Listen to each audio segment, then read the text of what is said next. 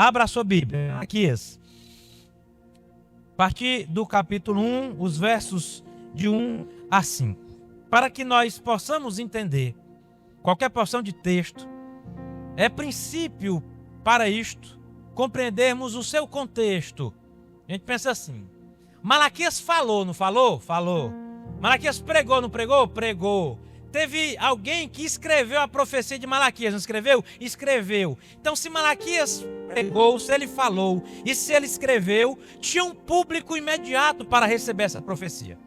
Toda vez que você abrir a Bíblia, pense: antes de ser direcionado a mim, esse texto foi direcionado a alguém naquela época. E, obviamente, serve também para mim. Isso é claro para os irmãos, amém?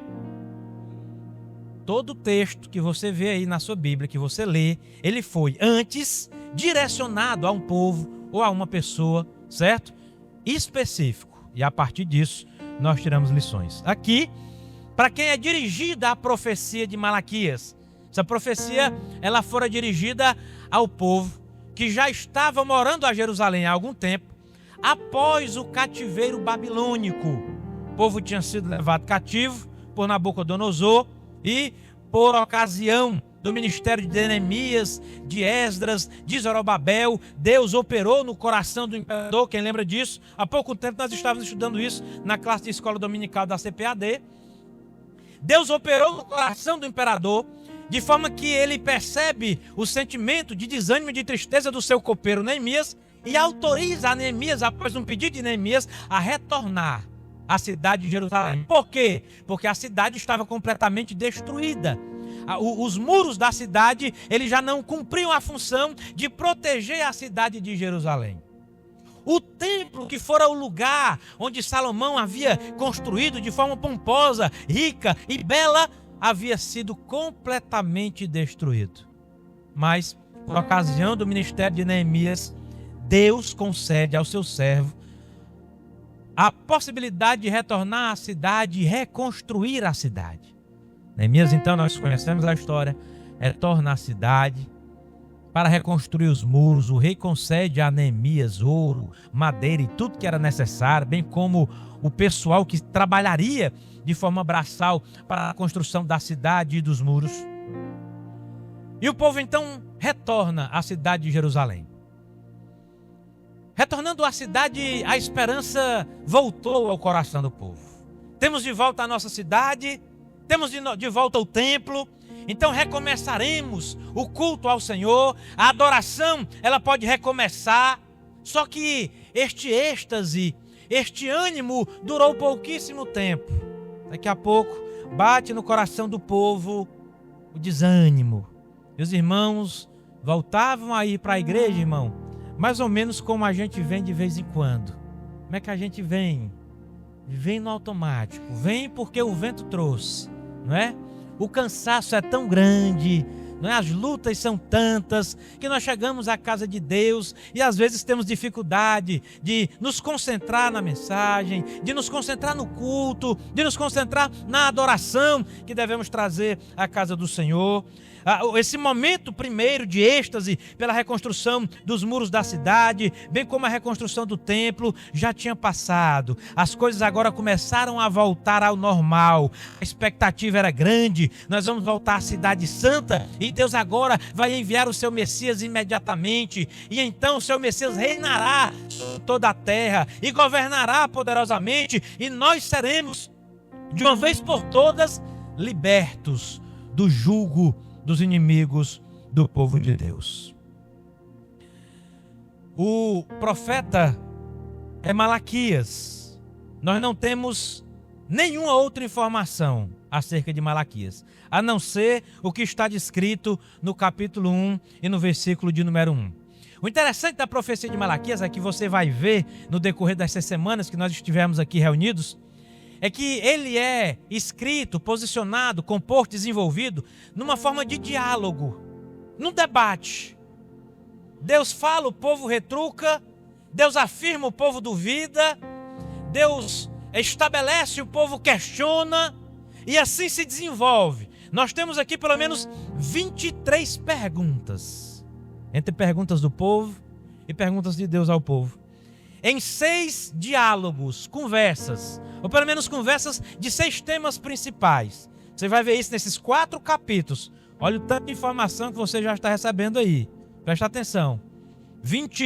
Mais de 23 perguntas, em mais ou menos 6 diálogos, em somente 4 capítulos, sobre o profeta, sobre aquele que escreve. Nós não temos muitas informações, mas você verá que Deus falará aos nossos corações. Lido o texto, meditado nessa introdução, curva a sua cabeça comigo, para que nós adentremos em cada verso. Senhor, nosso Deus, nós te adoramos, Senhor. A tua graça, ela tem nos alcançado de uma maneira extraordinária e sobrenatural. Senhor, o Senhor nos concedeu esta palavra para meditarmos em nossos corações. Como tem sido a nossa vida diante de Ti, como tem sido, ó Pai, a nossa forma de adoração, a nossa forma de Te cultuar.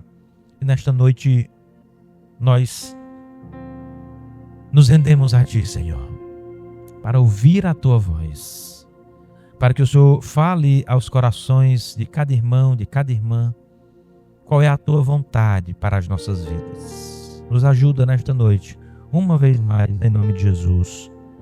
Amém.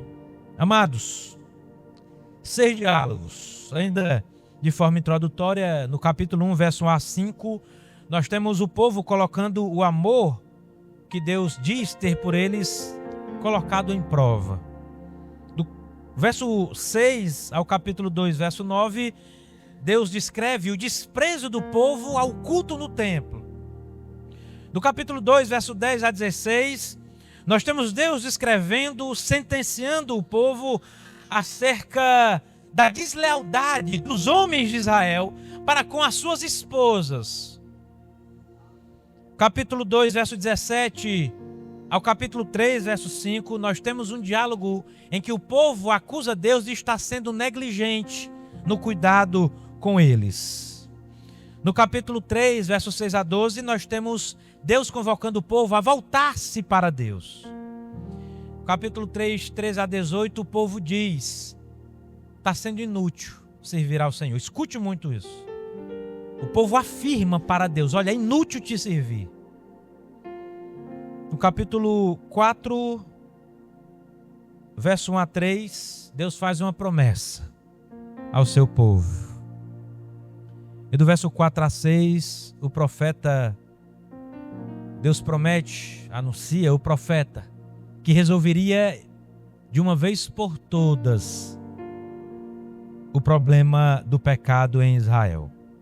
Então, sentença pronunciada pelo Senhor contra Israel por intermédio de Malaquias: eu vos tenho amado, diz o Senhor. Mas vocês dizem: em que nós temos amado? Em que nos tem amado? Não foi Esaú, irmão de Jacó? Deus responde.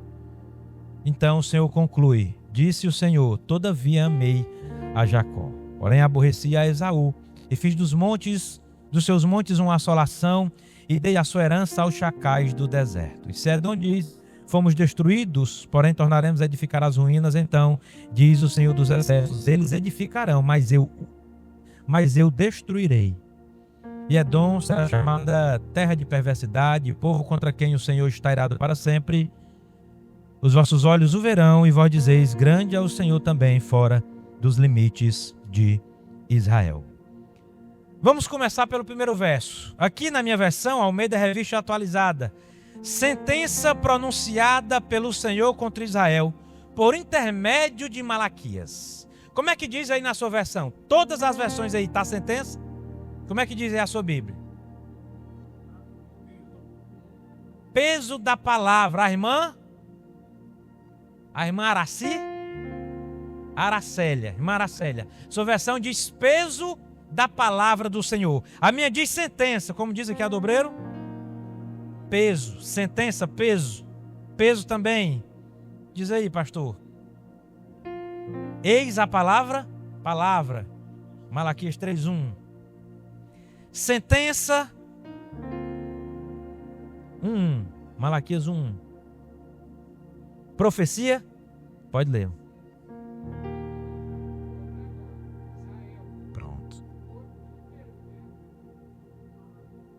Pronto.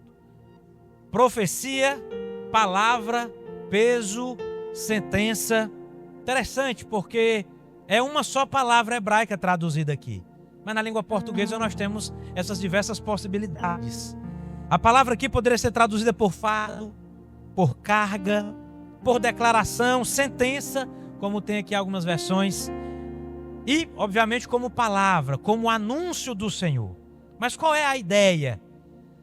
A ideia é o seguinte: é peso. A melhor tradução seria peso, para transmitir peso da palavra do Senhor por intermédio do profeta Malaquias.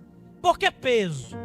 Porque as palavras que Malaquias começará agora a profetizar não são palavras fáceis de serem pregadas pelo profeta, bem como também não são palavras fáceis de serem ouvidas pelo povo. E aqui é interessante, porque nós podemos enxergar um contraste total, como com a forma com a qual nós temos ouvido muitos que se dizem profetas profetizarem na igreja. Porque aqui, enquanto a palavra de profecia é pesada, e se é pesada, dá para ver que era desconfortável profetizá-la, o profeta não cumpre esta missão com grande alegria em seu coração. Por quê? Porque ela pesa, irmão. Porque é um fardo pesado. Porque para o profeta é difícil falar o que ele passará a falar aqui. Hoje em dia, como é que é os profetas da internet? Os profetas da internet, os profetas que ficam aí na beira de estrada, é querendo profetizar toda hora, né? Como se profecia fosse uma coisa simples. Como se profecia fosse brincadeira. Aqui não. Aqui o profeta tem ciência da sua responsabilidade. A palavra que eu trago, diz o profeta ao povo, é pesada a mim. É cara a mim, custa um alto preço para mim profetizar, para mim falar, para me declarar a este povo. Por quê? Porque são palavras duras da parte de Deus ao coração de Israel. Então nós precisamos partir desta ideia de que o que nós passaremos a ouvir agora, irmão, não é uma garrafazinha de açúcar, não. Era um direcionamento sério da parte de Deus. Então se estabelece uma expectativa, não é assim? Irmão, se é um negócio tão pesado, então agora eu já estou preocupado com o que o profeta vai falar. Agora eu já estou começando a ficar um pouco ansioso sobre que peso, que palavra é esta, que carrega uma carga tão grande a ponto de o profeta dizer, olha, pesa a mim pronunciar tudo que eu pronunciarei a partir de agora.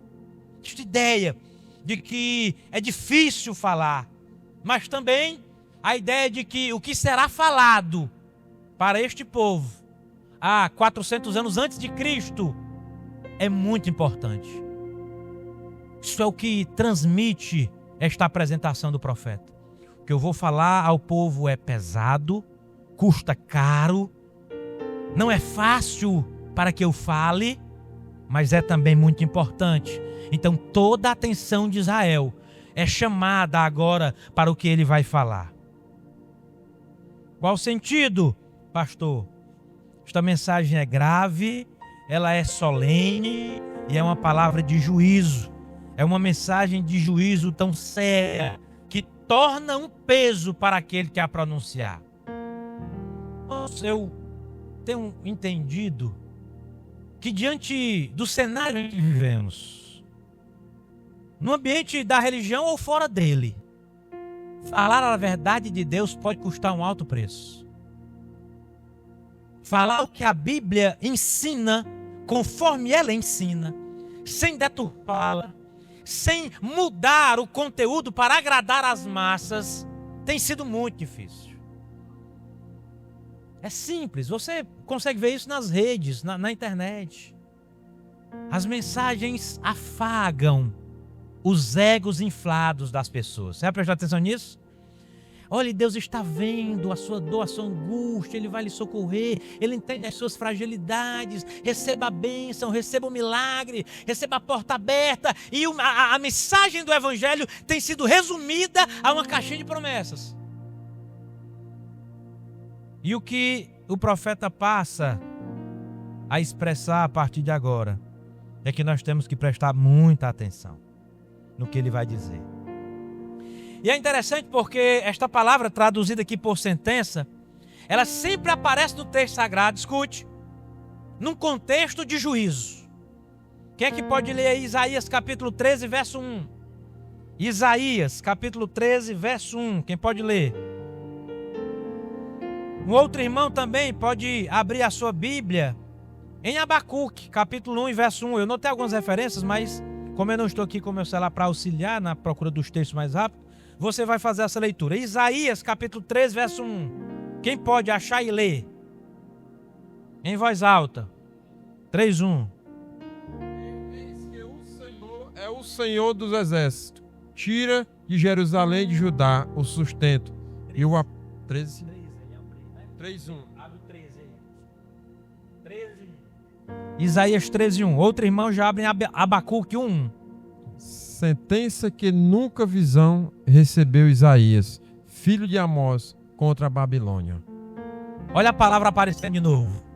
Sentença que recebeu Isaías numa visão contra a Babilônia. Aqui em Malaquias, sentença pronunciada pelo Senhor contra Israel. Você consegue perceber que a mensagem é de juízo, é de peso? Quem pode ler Abacuque 1:1? Sentença revelada ao profeta Abacuque. Sentença revelada, peso revelado, palavra, carga, juízo revelado. É exatamente desta forma que o profeta inicia o seu trabalho de profetizar para Israel. E em seguida ele apresenta-se. De quem é esta profecia? De quem é esta revelação? É do meu mensageiro. É o que significa a palavra Malaquias. Malaquias significa meu mensageiro. Alguns estudiosos vão dizer o seguinte, olhe, Malaquias não é uma pessoa, mas o pseudônimo que significa ou representa alguém. Então alguns vão dizer assim, olha, quem profetiza é Esdras, que é quase que contemporâneo de Neemias e também de Malaquias. Alguns vão dizer, não, aqui o meu mensageiro é um anjo.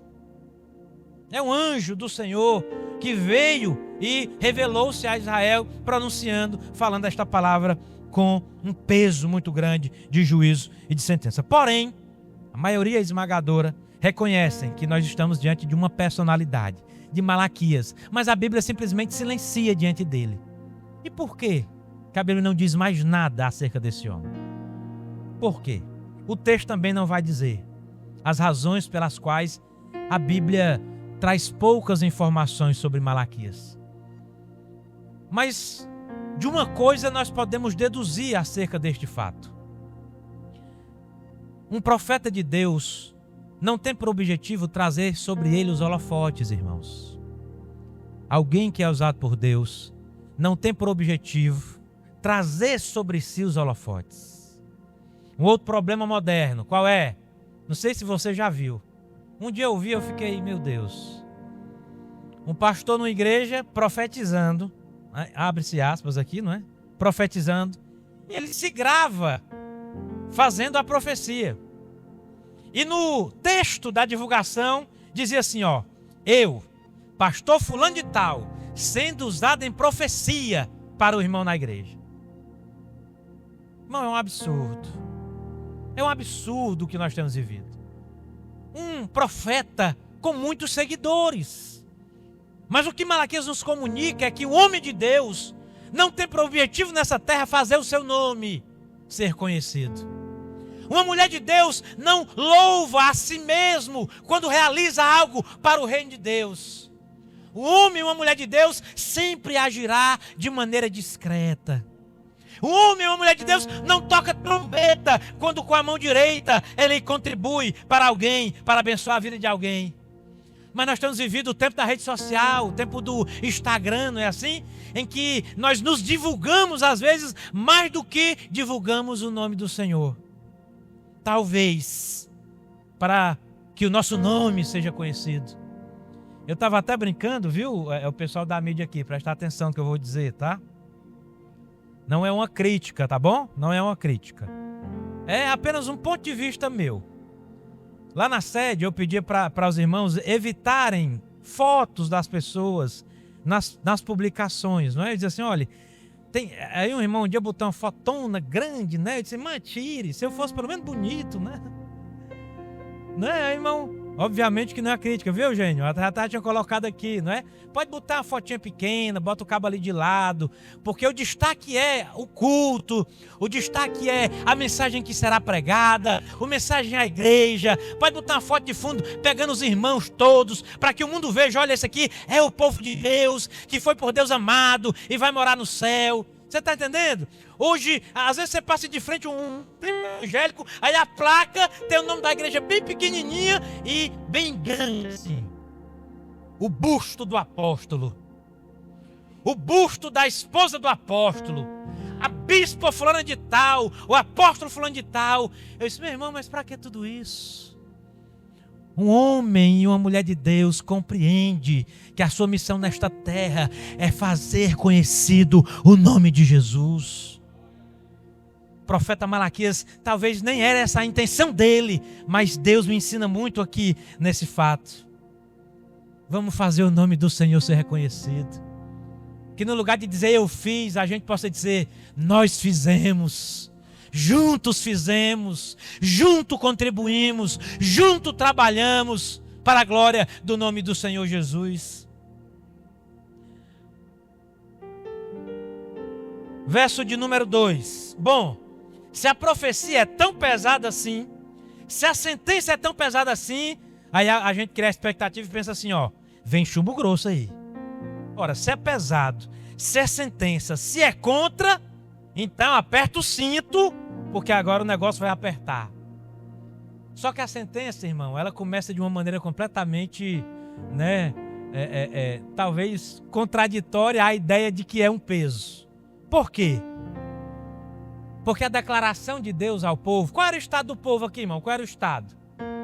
Nós vamos ver no decorrer dessas semanas que nós estamos meditando no texto do profeta Malaquias, que nada estava bom, nada estava bom.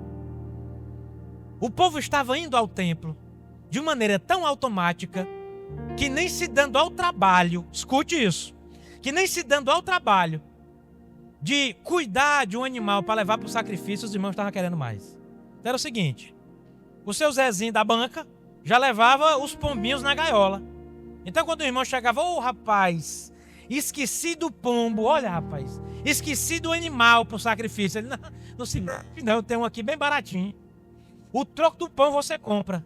Então o povo começa a entregar ao Senhor, aqui, nesse contexto, um culto que não tinha valor. Não possuía valor algum. Estar na igreja para esses irmãos, o valor era mínimo. Quanto custa? O valor de um pombinho do lado de fora do templo para ser sacrificado lá dentro. Nós vamos ver, durante todo esse período, que nós passaremos aqui meditando na profecia de Malaquias. Porém, a ação de Deus é completamente diferente. Olha a afirmação. O que é que Deus diz no verso 2? Eu vos tenho amado. Interessante porque o verbo aqui, ele está em uma forma verbal que traz a informação de continuidade. Não é que eu vos amei. Não é que eu um dia vos amei. Há uma ideia de continuidade aqui. Olha, eu amei vocês no passado e tenho amado vocês agora, mesmo que a sentença que vem a seguir seja pesada. Irmão, que Deus é esse? Que demonstra amor, mesmo quando não merecemos ser amados por Ele. Eu vos tenho amado. Indica uma ação passada. Deus me amou ontem, mas Deus me amou hoje também. Deus me amou lá atrás, mas o amor de Deus me acompanhou durante todo esse período, todo esse percurso. E agora, se você perguntar a Deus, o que é que o Senhor sente por mim? Mesmo em face das suas falhas, eu vos tenho amado. Irmão, é um Deus muito particular, o Deus de Israel, o Deus que servimos. E aí, o povo ouvindo, olha o estado do povo, o povo ouvindo esta declaração de amor da parte de Deus, A resposta do povo é a seguinte: em quê? De que forma? Como o Senhor tem nos amado? Deus está dizendo, eu vos amo. E o povo diz assim, a mim? O Senhor deve estar amando outro povo. O Senhor deve estar amando outra pessoa. Eu? Se o Senhor tem me amado, eu quero saber aonde que o Senhor tem me amado. Eu quero saber onde é que eu posso encontrar. Ora, em face da declaração de Deus, o que é que nós temos aqui, também claro, com relação ao estado desse povo? Com esta pergunta e com este questionamento, o que esse povo expressa é a profundidade da sua arrogância, questionando a pura verdade ou pura e verdadeira afirmação de Deus por ele. Esse povo conhece a Escritura, é o povo de Deus, Hebreus. Com 12 anos, a Torá estava decorada, era assim ou não era? Há diversos textos que afirmam, que confirmam, que informam que Deus ama ao povo hebreu. Esse povo foi testemunha de feitos extraordinários. Lembra-se de que eu falei no começo? Quem é esse público? Esse público aqui, eles estavam cativos na Babilônia. Deus agiu de forma sobrenatural no coração de Ciro. Ciro, então, percebendo a tristeza de Neemias por uma ação divina, permite que Neemias retorne à cidade, reconstrua a cidade, reconstrua o templo. Este povo agora está no templo, na cidade, que Deus reconstruiu através de Neemias e de seu povo. Só que agora o povo está perguntando onde é que Deus tem amado o povo. Parece um absurdo esse questionamento. Mas daqui a pouco você vai ver, você vai pensar e vai refletir comigo. Se de vez em quando nós não pensamos assim também. Será que Deus me ama? Quem aqui nunca questionou isso em seu coração? Será que Deus me ama? Porque se Ele me amasse, eu estaria passando por isso. Será que Deus de fato, Ele está prestando atenção no que eu estou sentindo? Por quê? Porque se Ele me amasse, eu acho que Ele não me permitiria passar ou sofrer pelo que eu estou sofrendo. Esses questionamentos são gerados no nosso coração. Mas certamente eles não foram produzidos, não é fruto da falta de informação de Deus ao seu povo sobre amor. Porque Deus falou, várias vezes, várias. Eu amei o meu povo, eu amo o meu povo, eu não abandono o meu povo, eu estarei perpetuamente com o meu povo. Nós temos centenas de passagens bíblicas, Deus dizendo, eu amo esse povo, cuido desse povo. Eles pecam, eles caem, mas eu vou lá e resgato eles. Eu firo eles para ver se eles se arrependem dos seus pecados, mas ainda assim, eu vos amo. E Deus apresenta a sua sentença sobre o amor no fato de que esse amor foi distribuído a Jacó de maneira incondicional. Aí observe o que é que o profeta fala. O povo questiona, mas vocês dizem em que nos tem amado. E aí Deus responde, verso de número 2. Não foi Esaú, irmão de Jacó, disse o Senhor, todavia eu amei a Jacó. Bom, por que Deus traz à luz um fato conhecido por Israel, ou por Jacó? Esaú é o irmão de Jacó que fora reprovado por conta de seus pecados, por conta da sua impenitência, por conta da sua arrogância, por conta da sua soberba. Mas isso não significa que Jacó, que Israel e que os hebreus não tenham se comportado à altura de Esaú. Está me entendendo? Deus está dizendo assim, olha, Esaú não é irmão de Jacó? Esaú não é semelhante a Jacó? Esaú não foi criado do mesmo jeito de Jacó? Vocês por acaso não têm praticado coisas semelhantes a estas? A resposta é óbvia. É uma pergunta retórica. A resposta é verdade, Deus. Sim, Deus, é assim mesmo. Jacó é irmão de Esaú, Esaú é irmão de Jacó. E eles têm semelhanças, inclusive nas práticas pecaminosas. Só que Deus diz assim, pois é.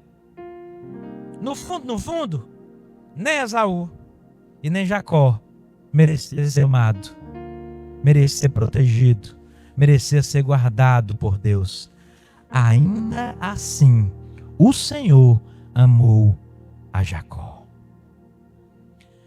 A ideia aqui do profeta é a seguinte: qual é a superioridade de Jacó? Por que vocês estão me questionando o amor? Diz Deus aos Hebreus. Qual é a superioridade de Jacó? Em que Jacó é melhor do que Esaú? De repente alguém pode pensar assim: não, mas Deus amou o irmão fulano. Mas o irmão fulano também é uma pessoa muito boa, né? Irmão fulano é uma pessoa muito crente. Ô irmão, nós vamos ver aqui que o estado de todos distante de Cristo é o mesmo. É o estado de pecaminosidade. Ninguém, por melhor ou por melhor que aparente ser, sem Cristo seria suficiente para ser amado por Deus. Não há superioridade em Jacó. Jacó cometeu os pecados mais terríveis diante de seu Deus, da mesma maneira que cometeu Esaú, seu irmão. E agora nós passaremos a meditar nestes pecados semelhantes. Por exemplo, se você abrir a sua Bíblia aí em Oséias, capítulo de número 13, versículo de número 6, Deus está falando a Israel, a Jacó. Quando eu falar Israel, você lembra que Jacó teve o seu nome mudado para Israel. Então nós estamos falando da mesma pessoa. Jacó e Israel. A profecia de Oséias no capítulo 13, verso 6. Quando eu os alimentava, vocês se fartaram. E depois de fartos, tornaram-se arrogantes nos vossos corações. Por isso, se esqueceram de mim. Esse texto está falando de Esaú e de seus descendentes, os edomitas, ou de Jacó e seus descendentes, os israelitas? Esse texto está falando, Oséias 13:6, de Jacó e de Israel. Então observe, como é que Israel tem se comportado? Qual é o comportamento de Jacó? Deus alimentava eles se fartavam, só que depois que a barriga estava cheia, depois de fartos, o que é que acontecia com eles? Eles tornavam-se arrogantes em seus corações. Quando tudo ia mal, era um povo quebrantado. Era um povo que dobrava o joelho. Era um povo que clamava ao Senhor. Mas quando as coisas começavam a dar certo, estou sem tempo. Não vai dar para eu ir, pastor, orar, porque você sabe, Deus abençoou muito. Deus fez prosperar. E agora eu não posso mais ir à igreja. É mesmo, Jacó? Qual é a sua diferença para Esaú, Jacó? Em que você é melhor do que Esaú, Jacó? É exatamente assim que os edomitas, os descendentes de Esaú, se comportam. Se você abrir a sua Bíblia no livro de Obadias, você é um profeta menor e é só um capítulo. É difícil achar, viu, irmão, Obadias.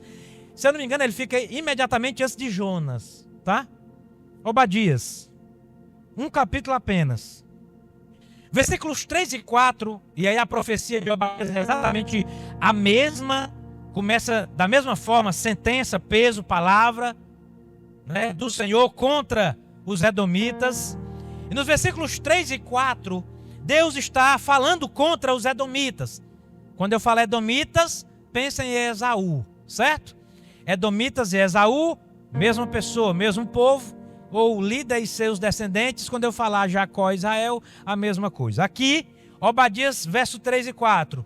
A arrogância do teu coração te enganou. Ó, tu que habita nas fendas dos penhascos, na tua alta morada, que dizes no coração: quem poderá me derrubar na terra? Embora subas alto como a águia e ponha o teu ninho entre as estrelas, te derrubarei dali, diz o Senhor. Qual a semelhança aqui entre Esaú e Jacó? Um coração arrogante, um coração soberbo. E o povo pergunta: o Senhor nos ama? Como? Aí Deus diz: porque Esaú e Jacó são irmãos, mas eu amei a Jacó, eu amei a Israel. Orgulho, autossuficiência espiritual é a semelhança entre esses dois irmãos. Segundo, falta de misericórdia e injustiça social. Onde é que nós vemos? No que diz respeito a Jacó e a Israel. Profeta Amós, capítulo de número 2, um profeta menor também. Versículo de número 6 e versículo de número 7. Diz assim: assim diz o Senhor, pelas transgressões de Israel, sim, pela quarta, não retirarei o castigo. Por quê? Pois vendem o justo por prata e o necessitado por um par de sandálias. Qual era o comportamento de Jacó? A venda, a troca de seu irmão por prata. Quanto vale um irmão teu, ô Jacó? Uma pratazinha furada. Eu troco ele por um par de sandálias, se for preciso. Falta de misericórdia, injustiça social.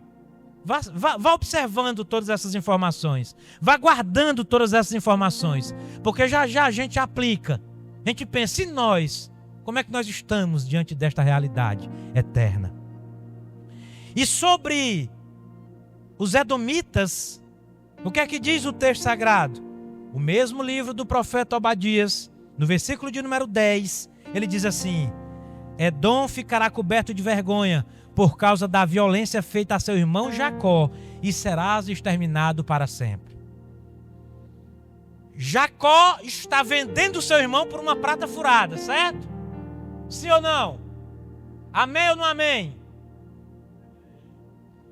Os edomitas estão também vendendo seu irmão Jacó por uma prata furada. Qual é a diferença entre Jacó e Esaú?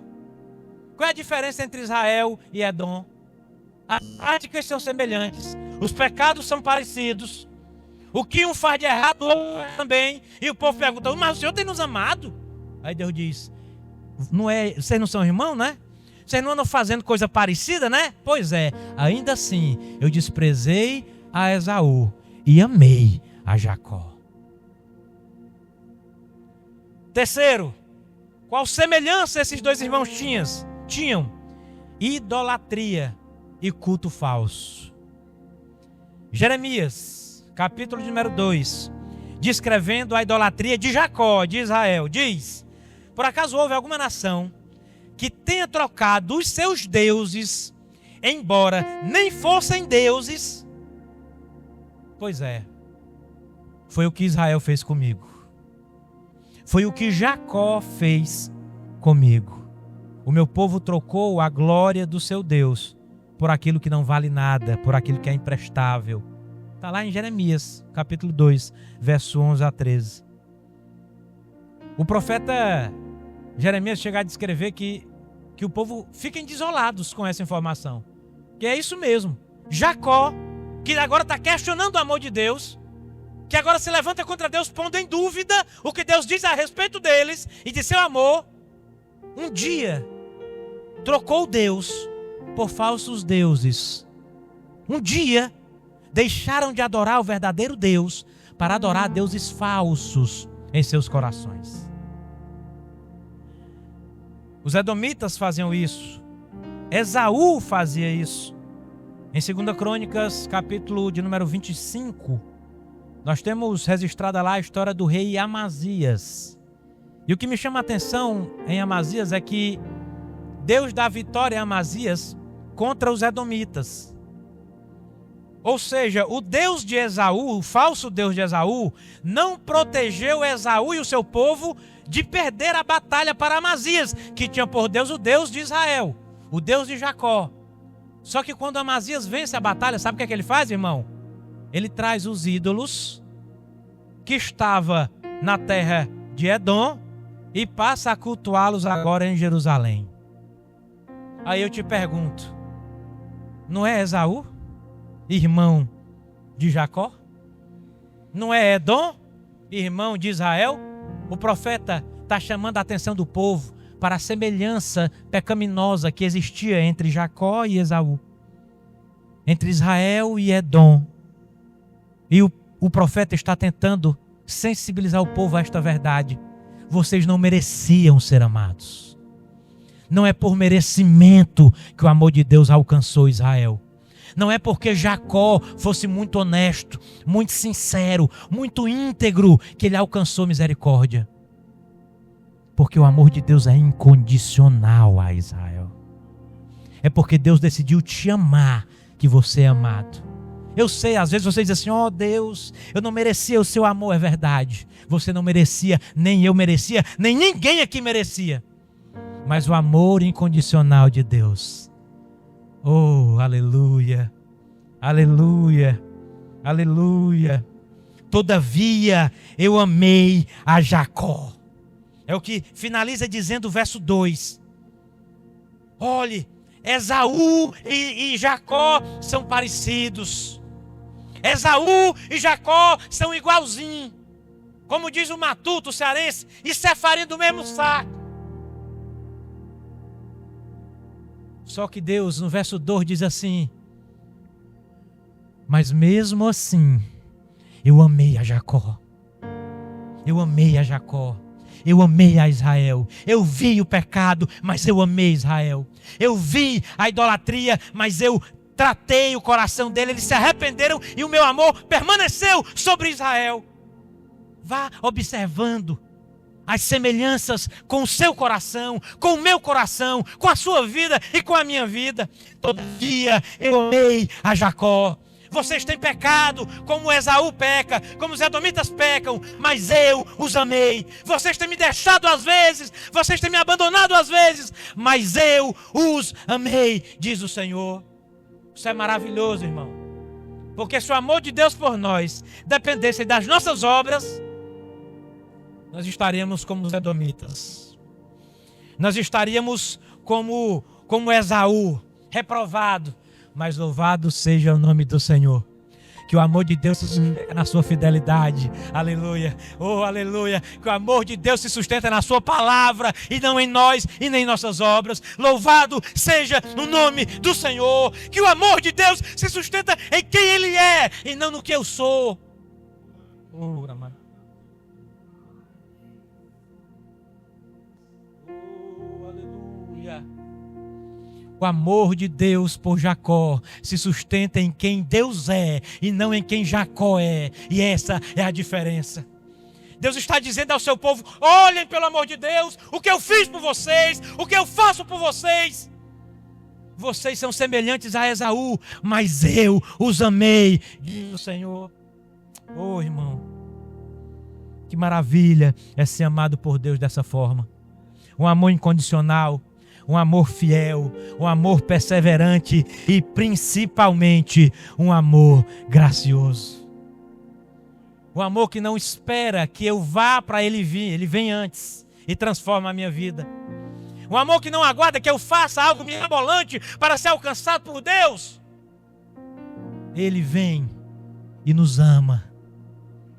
E nos ama enquanto nós estamos mortos em delitos e pecados. E nos ama sem esperar que nós retribuamos esse amor. Porque o amor humano, ele espera retribuição, não é assim? O pai ama o filho, mas ele espera que o filho ame. A namorada ama o namorado, mas ela espera reciprocidade no relacionamento. É assim ou não? O marido ama a esposa, mas ele espera que a esposa também demonstre amor por ele. Ele aguarda que em algum momento a esposa venha e faça algo por ele. Mas Deus não esperou o nosso plano ou a nossa boa vontade para retribuir seu amor. Ele simplesmente amou a Jacó. Indigno Jacó, reprovado Jacó, mas amado Jacó. Amado Jacó de maneira incondicional. Interessante agora, a partir do verso 3, porque em contraste com o amor permanente, o amor incondicional, o amor perseverante, o amor gracioso, nós temos a reprovação permanente de Esaú. E é importante nós meditarmos por que Esaú está sendo reprovado. Porque um desinformado vai dizer assim, ó, isso aí, tá vendo aí, irmão? Dupla predestinação. Deus escolheu um e reprovou o outro, sem que o outro tivesse nada a ver com a história. Vamos ver o texto? Para a gente não conversar esse tipo de coisa. Versículo de número 4. Porém, eu aborreci a Esaú e fiz dos seus montes uma assolação e dei a sua herança aos chacais do deserto.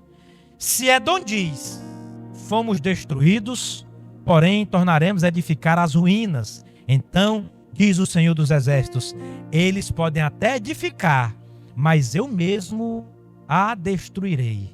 E Edom será chamado terra de perversidade e povo contra quem o Senhor está irado para sempre. O que é que nós vemos aqui?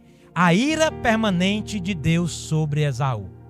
Irmão, isso significa que Esaú não teve oportunidades de se arrepender pelo seu pecado? É absolutamente contrário à afirmação. Para isso nós vamos a um texto. Livro do profeta Ezequiel. Livro do profeta Ezequiel, capítulo de número 35. Nós temos na profecia de Ezequiel aqui uma palavra, uma sentença, um peso agora contra Edom. E o que é que diz o capítulo 35? Veio a mim a palavra do Senhor dizendo: filho do homem, volve o teu rosto contra o monte Seir. O monte Seir era o local onde os edomitas habitavam, era Edom. E profetiza contra ele. Profetiza o quê? Diz-lhes: assim diz o Senhor: eis que eu estou contra ti, ó monte Seir. Estenderei a minha mão contra ti e te farei desolação e espanto. Farei desertos as tuas cidades e tu serás desolado. E saberá que eu sou o Senhor. Por quê? Aí agora ele explica por quê que esse povo é continuamente reprovado. Porque guardam inimizade perpétua e abandonam os filhos de Israel à violência da espada no tempo da calamidade e do castigo do mal. Então qual é o motivo da reprovação permanente de Edom? É a falta de arrependimento, irmão. A inimizade perpétua. É a falta de quebrantamento. E não tem nada mais terrível para um crente do que não se arrepender. Escute, pecar nós vamos, viu, irmão? Em algum momento vamos pecar. Isso é fato. Eu desafiaria alguém a levantar a mão e dizer assim: irmão, eu não vou pecar não. Eu tô guardado de pecar, eu estou livre disso. Não existe, irmão. Nós vamos pecar. Mas o problema é não arrepender-se do pecado. O mais grave problema é não arrepender-se verdadeiramente pelo pecado cometido. Qual é a questão aqui? É porque essa é a causa pela qual Esaú é reprovado permanentemente. É por isso que o profeta Malaquias vai dizer no capítulo de número 1 e verso 4: se eles pensarem em reconstruir a cidade, Deus é paciente, irmão. Ou coisa que a gente vê na Bíblia, Deus sendo paciente. Observe, é um povo teimoso, é um povo rebelde, é um povo que permanece no pecado sem arrependimento, mas Deus diz assim, ó: se eles colocarem no coração a intenção de reconstruir alguma coisa, eles vão reconstruir. Ou seja, toda construção demanda tempo. Os irmãos sabem disso, não sabem? Demanda tempo. Tempo suficiente para Esaú observar o seu pecado e dizer assim: está errado o que eu estou fazendo. Está errado o que eu estou falando. Está errado o meu comportamento e a minha ação. Só que Esaú não aproveita o tempo para se arrepender. Por quê? Porque a inimizade dele é perpétua contra o povo de Deus. Porque Esaú é perverso contra Israel. Porque Esaú aproveita a fragilidade de Israel e se levanta contra Israel a fio da espada, conforme o profeta Ezequiel aqui afirma. Mas eu findo no verso 5, para ganharmos tempo, porque o tempo já finda-se. Os vossos olhos o verão, e vocês dirão: grande é o Senhor também fora dos limites de Israel. Qual é a cena? Por que os olhos veem? O que esses olhos veem? Que eles reconhecem a grandeza de Deus. O profeta diz no verso 5: vocês verão, e quando vocês verem, vocês reconhecerão que Deus é Senhor sobre todas as coisas. A ira de Deus e o juízo de Deus é motivo para o seu povo glorificá-lo. A glória de Deus está também no seu juízo. Quando nós iramos, nós geralmente pecamos, sim ou não? Mesmo que a orientação divina seja: irem-se, mas não pequem. Deus ira-se sem pecar. E quando Deus ira-se e emite juízo sobre o pecado não arrependido, a ira de Deus, o castigo de Deus deve ser percebido como algo que leva os nossos corações e os nossos lábios a adorá-lo na beleza da sua santidade. Deus é Deus de amor, de misericórdia e de paz, mas é Deus que julga retamente todas as coisas, e a sua ira, ela é motivo de reconhecimento de seu poder. Meus irmãos, o que é que nós aprendemos com esses 5 versículos dessa passagem bíblica? Deus ama o seu povo de maneira soberana e incondicional. Deus não esperou você fazer nada para te amar. Ele te amou incondicionalmente. Não havia em Jacó mérito algum ou qualidade alguma que atraísse Deus a amá-lo. Mas ainda assim, Deus amou a Jacó. 2. A ingratidão espiritual, ela nos segue, irmãos. Quando nós somos incapazes de ver as bênçãos que Deus tem derramado sobre nós, nós pecamos contra Deus. É aquele irmão que chegou hoje aqui bonitinho, banhado, jantadozinho, tudo aconteceu do jeito que tinha que acontecer, mas ele conseguiu chegar aqui e o seu coração está reclamando com Deus alguma coisa que ele acha que está faltando. É aquele irmão que chega em casa, a casa está arrumada, os filhos estão banhados, a janta está na mesa, mas ele reclama com a esposa. Você diz assim: queima ele, Jesus. Transforma ele, Jesus. 3. Deus julgará a minha e a sua arrogância. Com Deus, andar arrogante não dá. Ele rejeita o soberbo, ele reprova o arrogante, mas ele dá graça ao humilde, diz a palavra de Deus. A arrogância de Edom foi tão grande que ele diz assim: nós vamos construir lá naquele monte, naquelas pedras que ninguém toca. E Deus diz assim: a soberba de vocês é tão grande que onde vocês estiverem, eu aplicarei a minha ira sobre ela e o meu castigo. 4. O juízo de Deus também revela glória. O juízo de Deus também é motivo para você glorificar o nome do Senhor. 5. Irmão, reconheça o amor de Deus por você. Não seja dependente do amor de todo mundo. É bom ser amado, mas quando a pessoa decidir não lhe amar, amém. Vai fazer o quê? Lembre-se, você já foi amado por Deus. 6. Cuidado com a autossuficiência.